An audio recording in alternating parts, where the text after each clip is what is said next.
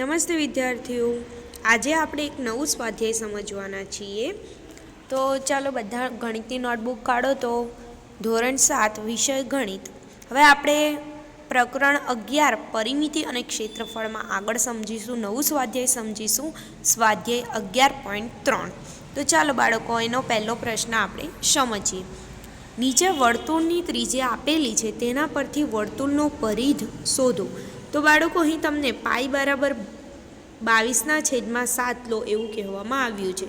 તો હવે પહેલાં તો આપણે વર્તુળના પરિઘની વ્યાખ્યા શું આવે, કયું સૂત્ર આવે, તેનું વર્તુળનું પરિઘ કોને કહેવામાં આવે તે તમને ખ્યાલ છે? તો પહેલાં તો આપણે વર્તુળનું પરિઘ બરાબર 2πr થશે. વર્તુળનો પરિઘ બરાબર શું થશે? 2π અને r. તો અહીં તમને નીચે r એટલે કે ત્રિજ્યા આપી દેવામાં આવી છે 14 સેમી. ત્યારબાદ તમારે વર્તુળનો પરિઘ શોધવાનો રહેશે. તો અહીં તમને સૂત્રમાં 2π બરાબર 22/7 મૂકવાનું છે અને r બરાબર 14 સેમી આપેલા છે. તો તમારે વર્તુળનો પરિઘ શોધવાનો રહેશે. તો આપણે આ સૂત્રનો ઉપયોગ કરીશું, 2πr. હું તમને એ સમજાવું છું, બી અને સી તમારે જાતે જ કરવાના રહેશે. તો ચાલો હવે તે નોટબુકની મદદથી સમજીએ. તો બાળકો, તમારે પણ નોટબુકમાં સ્વાધ્યાય 11.3 લખવાનું રહેશે. તો પહેલાં આપણે ક્વેશ્ચન 1 કરવાના છીએ. તેમાં લખીશું, પહેલાં એ લખીએ છીએ એટલે તમારે સવાલ પણ લખવાનો છે કે વર્તુળનો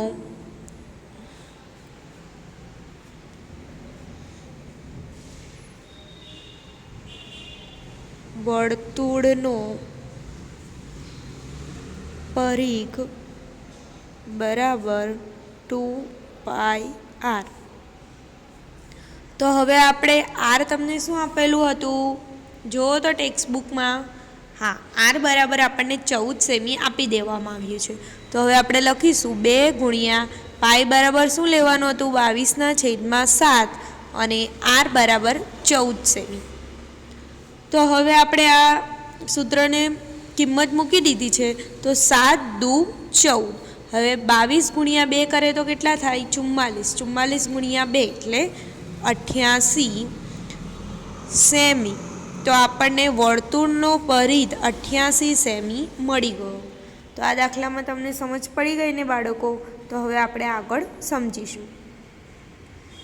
જે રીતે આપણે એ સમજી ગયા તે જ રીતે બી અને સી તમારે જાતે કરવાના રહેશે. સેમ આ જ રીતે વર્તુળનો પરિઘ એમાં શોધવાનો છે.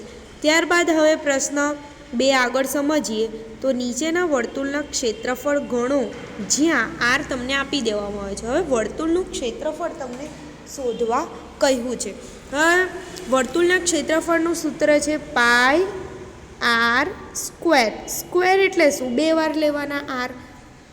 તો હવે જુઓ, આપણે ત્રિજ્યા કેટલી આપી છે? અહીં ત્રિજ્યા બરાબર અહીં 14 મીમી આપેલા છે. તો આપણે સૂત્રમાં કિંમત મૂકીશું પાઈ r સ્ક્વેર એટલે કે 14 તમારે સ્ક્વેર છે એટલે એનો મતલબ 2 વાર લેવાના રહેશે. તો ચાલો તે આપણે નોટબુક દ્વારા સમજીએ. હવે આપણે આમાં આગળ લખીશું. તમે બી અને સી દાખલા કરી લેવાના છે, ત્યારબાદ તમારે આગળ લખવાનું રહેશે. હવે ક્વેશ્ચન 2 સમજીએ. ક્વેશ્ચન 2માં એ. તો તમને એમાં ત્રિજ્યા r, ત્રિજ્યા એટલે કે r, ત્રિજ્યા કૌંસમાં આપણે r લખીશું. કેટલું આપ્યું છે? 14 મીમી આપવામાં આવ્યું છે. ત્યારબાદ હવે આપણે વર્તુળનું ક્ષેત્રફળ શોધવાના છીએ. તો આપણે લખીશું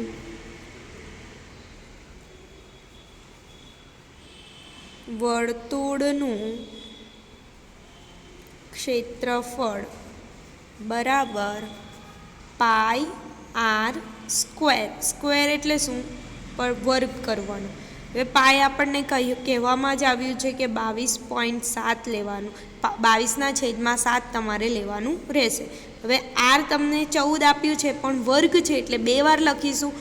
તો 14 ગુણ્યા 14. તો ચાલો હવે આપણે ઉડાવીએ. 7 દુ 14. તો હવે તમારે 14 દુ 28, 28 ગુણ્યા 22 કરવાનું છે. તો તમારે રફકામમાં ગુણાકાર કરવાનું રહેશે. કરો તો ગુણાકાર. તમે ગુણાકાર કરશો તો તમને જવાબ માલુમ પડશે 616. પછી આપણે મીમી આપેલું હતું એટલે મીમી સ્ક્વેર. તો આ રીતે આપણે વર્તુળનું ક્ષેત્રફળ શોધવાનું રહેશે. ત્યારબાદ બાળકો તમને અહીં બીમાં શું આપવામાં આવ્યો છે? વ્યાસ આપવામાં આવ્યો છે. તો આ તમને ખ્યાલ જ હશે કે વ્યાસ એ ત્રિજ્યાનું ડબલ હોય છે. એટલે કે વ્યાસમાંથી તમારે ત્રિજ્યા લેવી હોય તો શું કરવું પડે? ભાગ્યા 2 કરવું પડે. તો તમારે આમાં પણ ત્રિજ્યા જ સમજીને ભાગ્યા 2 કરવા. પહેલાં વ્યાસ લખવાનો છે, ત્યારબાદ ભાગ્યા 2 કરવાના છે અને ત્યારબાદ πr² કિંમત મૂકીને આ દાખલો કરવાનો રહેશે. અથવા તમે 49 ભાગ્યા 2 લખીને પણ ત્રિજ્યા લખી શકો છો. હવે આપણે ત્રીજો પ્રશ્ન સમજીએ કે એક વર્તુળાકાર કાગળનો પરિઘ કેટલો આપ્યો છે? 154 મીટર છે. તો તેની ત્રિજ્યા શોધો અને તેનું ક્ષેત્રફળ પણ શોધો. હવે પહેલાં તો આપણે કાગળનો પરિઘ આપ્યો છે, પરિઘ તો આપી જ દીધો છે, તેનામાંથી આપણને ત્રિજ્યા શોધવાની છે. તો આ પ્રશ્ન 1માં પરિઘની વ્યાખ્યા આપણે સૂત્ર શું જોઈ 2πr. એટલે r તમને પરિઘ આપી દીધો છે, તેના પરથી ત્રિજ્યા r શોધવાની છે અને ક્ષેત્રફળ આપણે πr² શોધવાનું છે. એટલે પહેલાં ત્રિજ્યા r શોધશું, પછી જ આપણે ક્ષેત્રફળ શોધી શકીશું. તો ચાલો હવે આપણે આ નોટબુક દ્વારા સમજીએ. હવે આપણે આગળ સમજીએ તો અહીંયા ત્રીજો દાખલો છે આપણો. 3 લખીશું. પહેલાં તો વર્તુળના પરિઘ લખીએ. વર્તુળનો પરિઘ બરાબર આપણે આગળ સૂત્ર જગ્યા 2πr. હવે પરિઘ તમને આપી જ દેવામાં આવે છે. કેટલો આપ્યો છે જુઓ તો ટેક્સ્ટબુકમાં 154. ત્યારબાદ હવે આપણે એમાં કિંમત મૂકીશું 2πની જગ્યાએ 22/7 લઈશું અને r આપણે ત્રિજ્યા r શોધવા કહ્યું છે એટલે કે અહીં r લખી દઈશું. ત્યારબાદ હવે આ 7 ભાગાકારમાં છે, બરાબર બીજી બાજુ જશે તો શેમાં આવશે? હા, ગુણાકારમાં આવશે. એટલે 154 × 7 છેદમાં જે ગુણાકારમાં છે 2 × 22 બરાબર r. તો હવે આપણે પદ ઉડાવવાના રહેશે. તો જુઓ પહેલાં અહીંયા આ પદ ઉડાવીએ તો 2 × 7 = 14. એટલે 1 વધે પાછા 14, 2 × 7 = 14. હવે 11ના ઘડિયામાં 77 અને 22 બંને હવે 11 દુ 22, 11 × 7 = 77. હવે 7 × 7 = 49. તો અહીં પહેલાં લખીએ r બરાબર 49/છેદમાં શું વધ્યું અહીંયા 2. એટલે r આપણને 49/2 મળે છે. હવે આપણે એને પોઈન્ટમાં જવાબ આવશે, બરાબર. તમારે ભાગાકાર કરો તો ભાગ ચલાવો કેટલા વડે આવશે?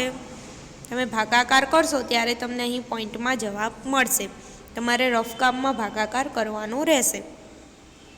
કર્યો બધાએ ભાગાકાર? તો તમે ભાગાકાર કરશો ત્યારે તમને 24.5 મીટર એવો જવાબ મળશે. તો આ રીતે આપણે પરિઘ આપ્યો છે તેના પરથી r શોધી શકીએ છીએ. હવે ત્યારબાદ આપણને આગળ વર્તુળનું ક્ષેત્રફળ પણ શોધવાનું કહ્યું છે. તો વર્તુળનું ક્ષેત્રફળ બરાબર શું આવશે? πr². વર્તુળનું ક્ષેત્રફળ શોધવાનું છે. પાઈ બરાબર શું લખીશું? 22/7. હવે r છે ને તે 24.5 પણ 2 વાર લખી શકીએ, સ્ક્વેર છે એટલે, અને 49/2 પણ આપણે 2 વાર લખી શકીએ. તો આ આપણે આ રીતે લખીશું તો આપણને ઉડાવવા માટે સરળ રહેશે. એટલે કે આપણે આ જ લખીશું 49/2 ગુણ્યા 49/2. હવે 7 × 7 = 49 એટલે 7. પછી અહીંયા 2 વડે ઉડે એટલે 11. ત્યારબાદ બીજું કંઈ ઉડે છે જુઓ તો. હવે તમે આગળ 22 × 7 એટલે 77. 77 × 49 કરો ત્યારે તમને ગુણાકાર કરશો તો કેટલો જવાબ મળ્યો? કર્યો ગુણાકાર તમે? તો તમને કંઈ 3773 ભાગ્યા 2 મળે છે. ત્યારબાદ પાછો તમારે ભાગાકાર કરવાનો છે.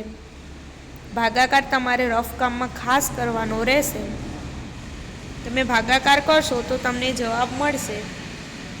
અહીં પણ તમને પોઈન્ટમાં જવાબ મળે છે 1886.6 86.5 મીટર સ્ક્વેર. તો તમારે અહીં ક્ષેત્રફળ છે એટલે અહીંયા સ્ક્વેર કરવાનું રહેશે. તો આ રીતે તમારે દાખલો કરવાનો છે.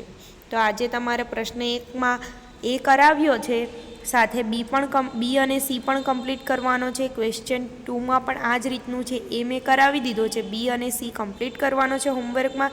ત્યારબાદ ક્વેશ્ચન 3 છે જે નોટબુકમાં કરાવ્યો છે. તો આ રીતે તમારે પણ તમારી નોટબુકમાં ખાસ લખવાનું રહેશે.